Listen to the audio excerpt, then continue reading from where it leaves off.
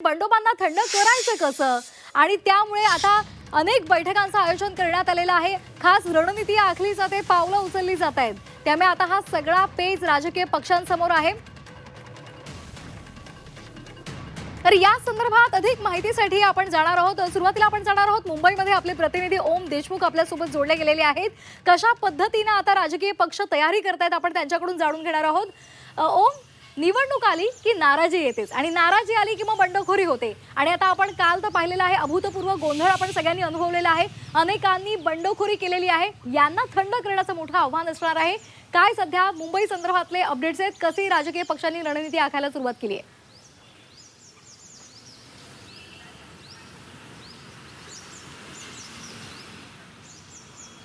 सगळ्याच पक्षांसमोरचं प्रमुख आव्हान असतं ते म्हणजे पक्षाच्या विरोधात जाऊन ज्यांनी बंडखोरी करून अर्ज दाखल केला त्या सगळ्या नाराजांना आणि बंडखोरांना शांत करून आपला कुठलाही फटका या निवडणुकीत बसू नये यासाठी काळजी घेणं.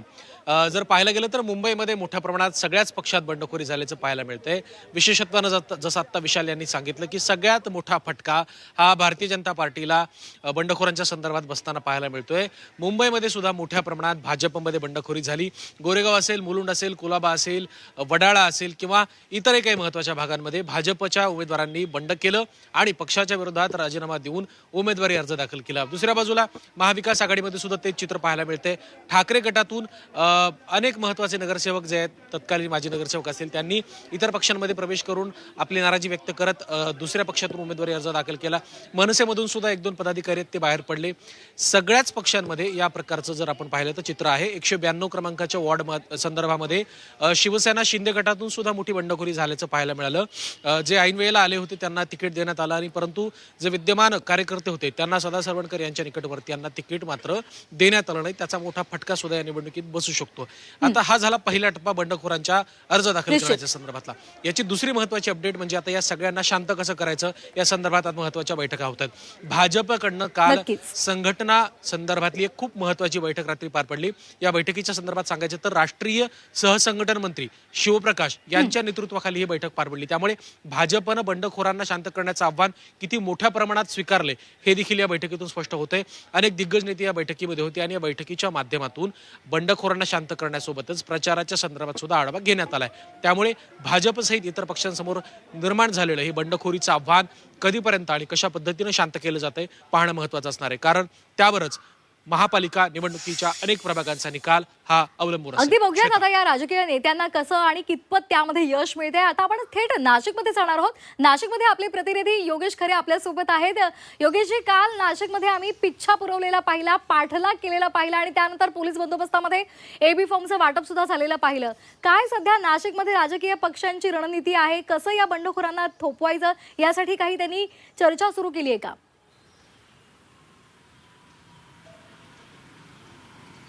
खरं आहे, सर्वात जो गोंधळ झाला तो भारतीय जनता पार्टीमध्ये. यामध्ये एका जागेसाठी 4-4, 5-5 जण इच्छुक असल्यामुळे मोठा गोंधळ आपल्याला पाहायला मिळाला. आपण जर बघितलं तर भाजपने तरीही अगदी शिस्तीमध्ये 22 माजी नगरसेवकांचे पत्ते कट केलेले आहेत. जे निवडून आलेले होते 2017मध्ये अशांना सुद्धा बाजूला ठेवलं आहे. नवीन जे तरुण आहेत, एकूण 23 नवीन आयारामांना संधी या ठिकाणी देण्यात आलेली आहे आणि दुसऱ्या बाजूला शिंदे सेनेने सुद्धा 19 लोकांना संधी दिलेली आहे. त्यामुळे एकूण जर आपण बघितलं, आयारामांची खूप मोठ्या प्रमाणात जी वेगवेगळ्या पक्षांमध्ये प्रवेश झाले त्याचा फायदा त्यांना झालेला आहे. मात्र निष्ठावंतांना फायदा झाला नाही याचा रोष आपल्याला आजही सगळ्या ठिकाणी दिसतोय. अनेक जणांनी याबद्दलची नाराजी या ठिकाणी व्यक्त केली आणि त्याचा फटका जो आहे तो या दोघं प्रस्थापित पक्षांना मोठ्या प्रमाणात बसणार आहे. त्यांना नियंत्रित करण्यासाठी काल गिरीश महाजन यांनीच याबद्दलची समिती तयार केलेली आहे. या सर्व नाराजांची यादी घेऊन या सर्वांना प्रत्येकाला पर्सनली वैयक्तिक भेटण्याचे पदाधिकाऱ्यांना सांगण्यात आलेलं आहे. त्याचबरोबर त्यांचा अपक्ष अर्ज त्यांनी भरलेला असेल तर तो मागे घेण्यासाठी त्यांच्याकडून थोडं दबावतंत्र असेल किंवा जी काही प्रेमाने असेल या पद्धतीने त्यांचे अपक्ष फॉर्म मागे घ्यायचे हा प्रयत्न आहे. काही ठिकाणी तर या गोंधळामध्ये दुबार AB फॉर्म देण्यात आलेत. म्हणजे जवळजवळ 15 ठिकाणी वेगवेगळ्या पक्षांनी दुबार फॉर्म दिलेले आहेत नाराजी टाळण्यासाठी आणि तो नंतर फॉर्म परत घेतला जाणार आहे.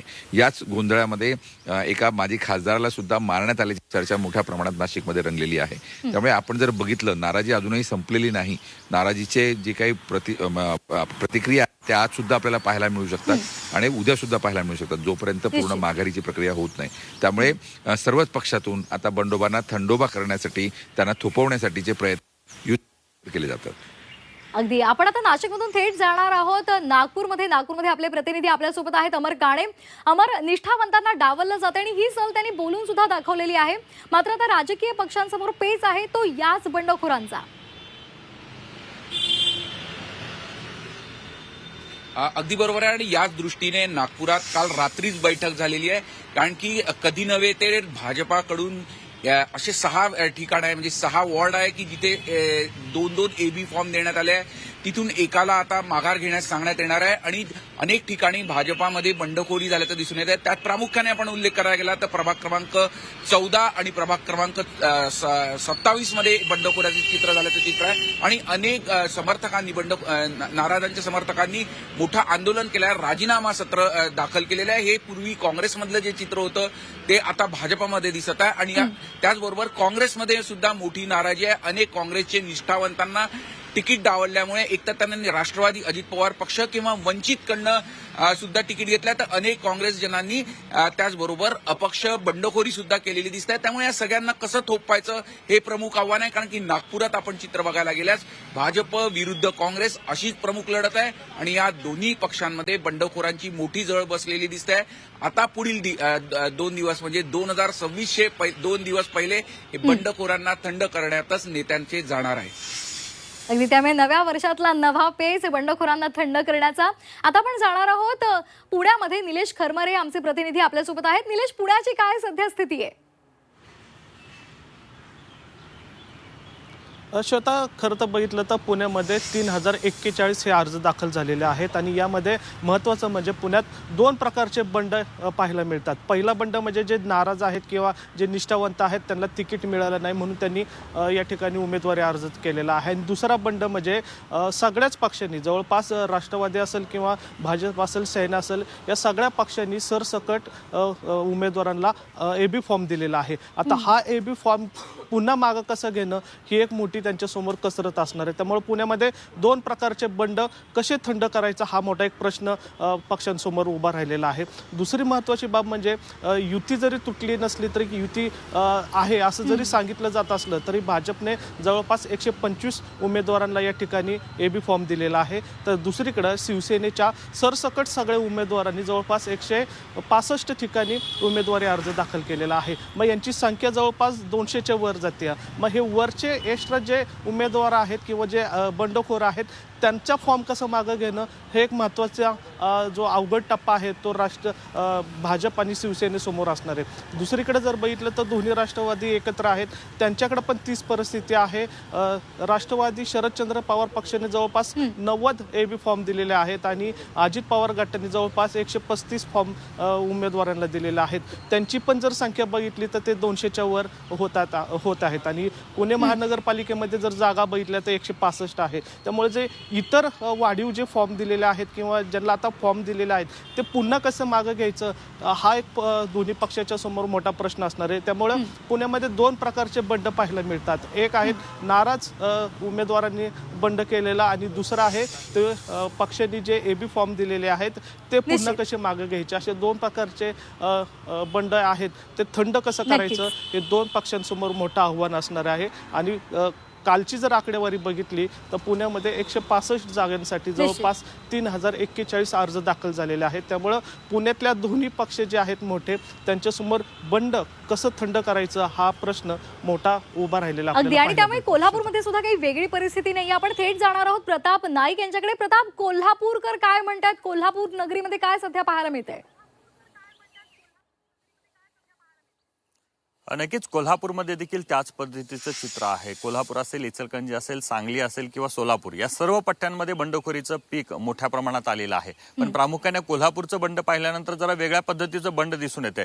कारण याच्यामध्ये जर आपण पाहिलं तर भाजपमध्ये सर्वाधिक बंडखोर आहे. त्याच्यानंतर आपण पाहतो की शिवसेनेमध्ये आणि त्याच्यानंतर काँग्रेसमध्ये ह्या तिन्ही पक्षातले बंडखोरांनी बंडखोरी करत असताना अपक्ष म्हणून उमेदवारी अर्ज दाखल करण्यापेक्षा जे शेवटच्या टप्प्यात निवडणूक रिंगणात उतरलेले जनस्वराज्य पक्षाकडून आपला उमेदवारी अर्ज दाखल केलेला आहे.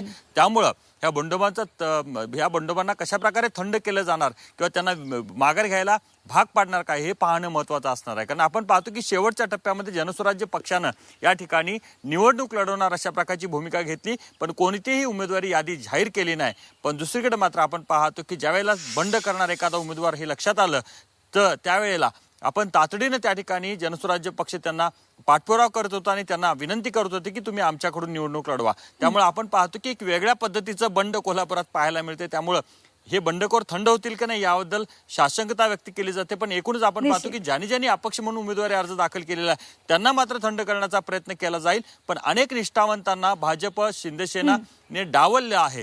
त्यामुळं ते बंड होईल का थंड हे पाहणं महत्वाचं आणि औत्सुक्याचं असणार आहे. अगदी काल ज्या प्रतिक्रिया आपण पाहिलेल्या होत्या ते म्हणजे भाजपमध्ये अनेकदा पहिल्यांदा सर्वेक्षण केलं जातं आणि त्यानंतरच उमेदवारी द्यायची की नाही हे निश्चित केलं जातं. मात्र या सगळ्याचा अगदी बट्ट्या उडाल्याचं पाहायला मिळते. अनेक निष्ठावंतांनी संताप व्यक्त केला, अनेक पैसे घेऊन तिकीट दिल्याचा सुद्धा आरोप केलेला आहे. त्यामुळे निश्चितच यासाठी मोठी कसरत या राजकीय पक्षांना करावी लागणार आहे. भाजपसहित इतर पक्षांना सुद्धा करावी लागणार आहे. त्यामुळे काय होणार आहे ते आपल्याला कळेलच. धन्यवाद तुम्ही सगळ्यांनी दिलेल्या या संपूर्ण माहितीसाठी. योगेश, निलेश, अमर आणि प्रताप, धन्यवाद.